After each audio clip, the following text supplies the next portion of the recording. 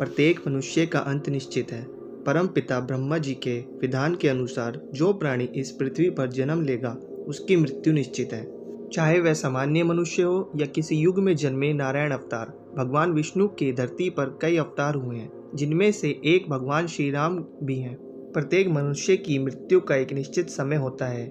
इसी प्रकार मनुष्य रूप में जन्म लेने वाले ईश्वर के अवतारों का भी धरती पर एक निश्चित समय था। वो समय समाप्त होने के बाद उन्हें भी मृत्यु को धारण करके अपने लोक वापस लौटना था। रावण के वध के बाद भगवान श्री राम ने कई वर्षों तक अयोध्या पर राज किया, लेकिन विधि का विधान आखिर उन पर भी लागू हुआ, जिसके चलते पहले लक्ष्मण ने पृथ्वी छोड़ी और फिर भगवान श्री राम भी बैकुंठ लौट गए। दोस्तों, रामायण के अनुसार एक दिन भगवान राम से मिलने एक ऋषि आए और उनसे एकांत में कुछ जरूरी बात करने के लिए कहा। इसके लिए भगवान राम तैयार हो गए, लेकिन ऋषि ने अपनी एक शर्त भी रखी।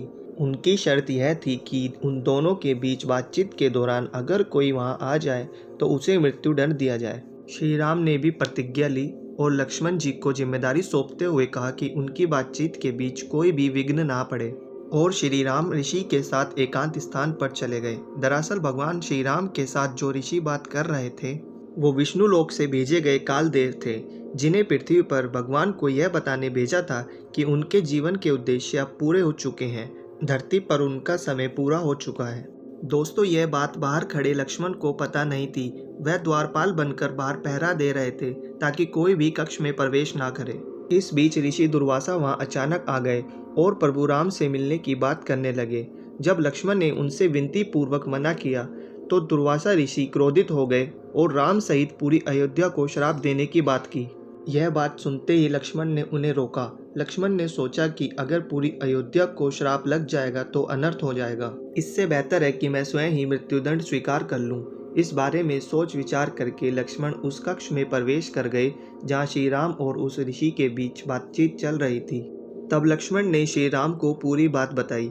इस कारण ऋषि दुर्वासा और श्री राम की मुलाकात तो हो गई, लेकिन श्री राम की प्रतिज्ञा के अनुसार लक्ष्मण को मृत्युदंड दिया जाने वाला था।